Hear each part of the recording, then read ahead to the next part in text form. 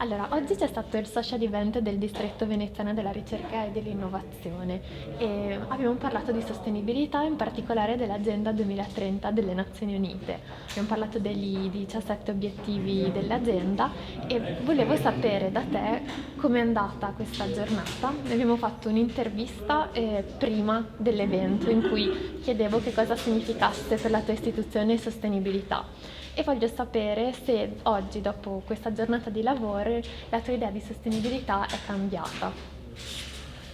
Beh, diciamo che si è evoluta, insomma, no? Evidentemente ci sono stati molti scambi e molte informazioni oggi, quindi sicuramente ci sono più elementi su cui ragionare, soprattutto prima della giornata di oggi probabilmente avevo idee più generiche, diciamo, sulla formazione, poi sulla declinazione degli obiettivi, perché le dichiarazioni di intento sono bellissime, ma sono assolutamente inutili e vuote se poi non sono declinate in progetti sostenibili nel lungo periodo economicamente e socialmente e così via. Mi sembra che oggi siano fatti dei passi in avanti per cercare di capire cosa poter fare concretamente per raggiungere quegli obiettivi, cose anche semplici ma che però poi possono portare al raggiungimento di cose concrete.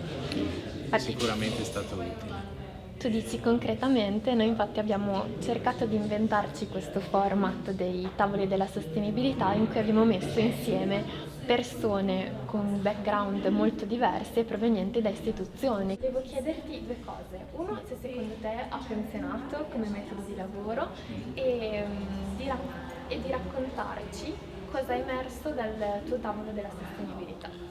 E allora, come format credo abbia funzionato assolutamente e credo che fosse importante anche che ci fossero, chiamiamoli, delle figure apicali, insomma, delle persone di rilievo nelle istituzioni, cioè non si è trattato solo di un incontro così di operativi, ma ci sono anche rappresentanti importanti, dal rettore al presidente dei musei civici, quindi sono segnali importanti e forti sul fatto che comunque le istituzioni credono in questo progetto e sono importanti per tutti perché comunque trascinano poi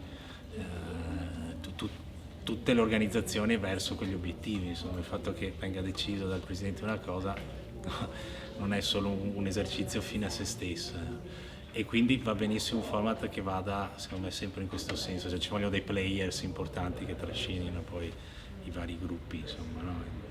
E i progetti, quindi assolutamente complimenti perché ha funzionato, secondo me. Il nostro tavolo di lavoro secondo me è emerso una cosa carina, interessante, poi molto pratica, perché appunto si è affrontato il tema del riciclo dei rifiuti e banalmente si è scoperto che il 40% del riciclo non funziona perché la gente butta via male le cose, le mescola per distrazione o per ignoranza, comunque questo avviene, quindi bisogna lavorare sulla formazione delle persone perché riciclassero in modo corretto.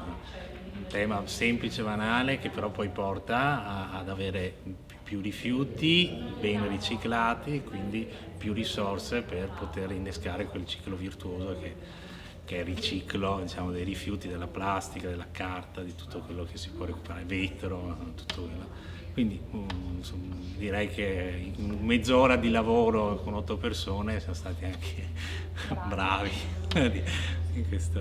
Ultima domanda, l'obiettivo scelto è stato? Era quello della formazione, l'obiettivo 4, L'obiettivo sì, 4. quello della formazione dei giovani sulla sostenibilità, che poi in realtà sì, cioè, i giovani sono ne sanno di più, diciamo, dei meno giovani. Come diceva la Presidente Esattamente, Grimaldi. quindi, assolutamente. Perfetto, grazie. Grazie.